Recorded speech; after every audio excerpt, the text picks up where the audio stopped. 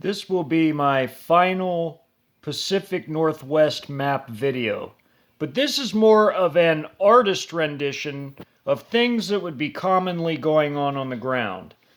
Now, I showed you the map where the battle that occurred on the state line in the mountains was going on, and even a little bit of the pocket, the southern end of the pocket, that ended up being split into two pockets in the last video where I showed you how that happened.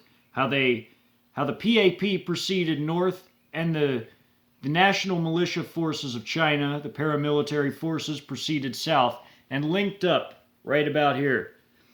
Now, there was also the battle that occurred in the urban/installation video where I showed you how Lewis McChord was rapidly captured. Now, common sights in this video would have been things like this. Now, I know these are from other stories and videos, but this could have been any highway in America near a base. This was the one outside of Fort Hood, but this could be an easily a site outside of Lewis McChord. So, you could have that on I-5, where tanks are destroyed and other such things are going on. You could also have this inside the cities where you had civilians fighting in these little pockets. It would have looked much like this, where they're going down the street here in their APCs and IFVs. Also, the cities would have also had the issue of being struck with carpet munitioning from the heavy strategic bombers flying in the area, each of these icons being a heavy bomber squadron. It wouldn't take much for a few to peel off and do a run over one of the cities, causing such damage here. Also, you have this. This was from the Waco battle that occurred in the third story, but this could easily be any city in the Pacific Northwest being shelled here by PLA or PAP PL-66 howitzers. You also have inside of Waco, there were armored and mech infantry grenadier troops that were fighting the National Guard and armed civilians. That could easily be any city in the Pacific Northwest too. These sites would have been common all throughout the United States. You also have this one that I made specifically for this Pacific Northwest campaign, where you have this Chinese tank platoon belonging to a tank company of Type 99A tanks, or even the Type 66, which is almost a similar design, I mean almost the same, and you have this scene of Fort Hood being captured, where Fort Hood buildings are being overrun by Chinese PLA troops. You see them going into the windows here, and you see the Russian tank going by. This could be a Chinese tank inside of Lewis McChord, and these could be buildings. You saw the map here.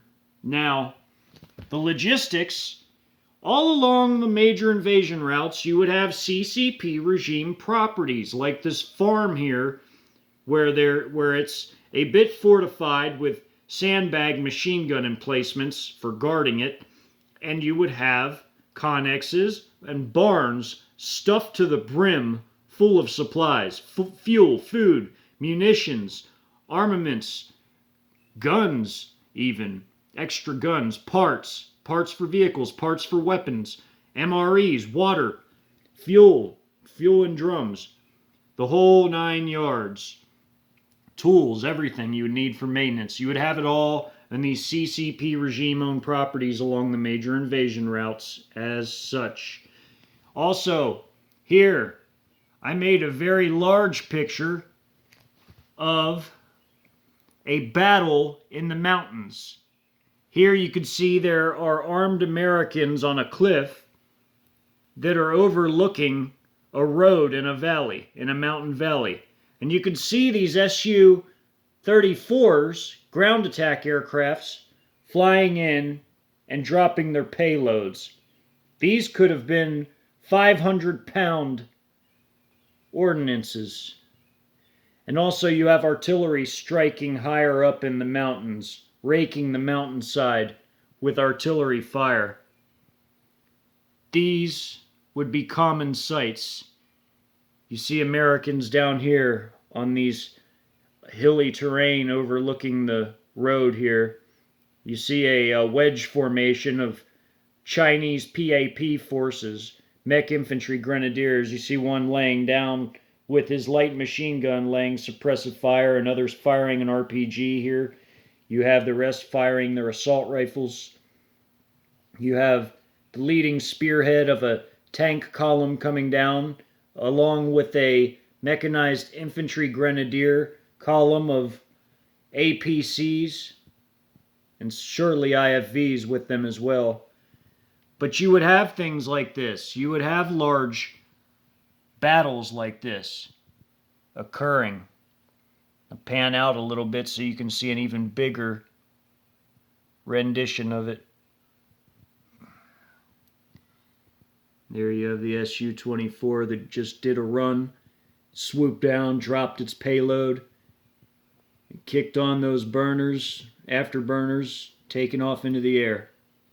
Same with this one, it's dropping its payload. And then, of course, in the rural towns, you would have very similar sights, like in the Broken Bow story here at Millerton. In these rural towns, say up here in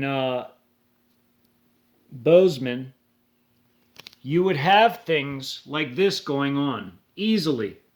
See this IFV over here? And these IFVs and APCs coming down the street, Chi-Com troops hiding behind the rubbled remains of buildings, throwing grenades, shooting.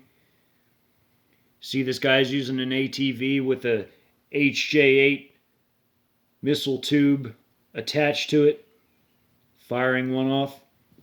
You see these light tanks here. And the town is totally in flames, totally destroyed. The remains of this house over here. You would have things like this occurring in any rural town, in any rural battle. And then, in the mountains, you would have the Chi-Com National Militia troops in their Tiger armored vehicles, MRAPs, or VP-11 MRAPs, they use both.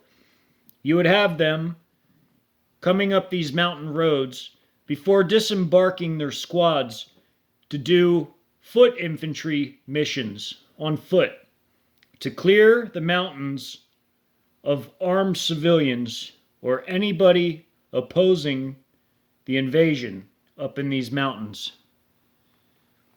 Again, take you back to the really big picture I drew. Try and pan out for you.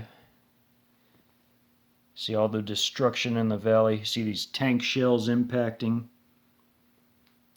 I just wanted to show a more tactical view so I could try and bring this to life for you. So I could make it more real for you than just looking at unit icons on a map.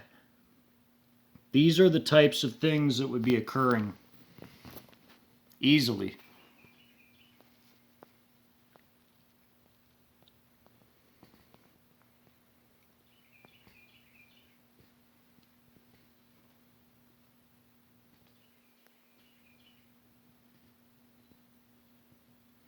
And that is the end of my Pacific Northwest map videos.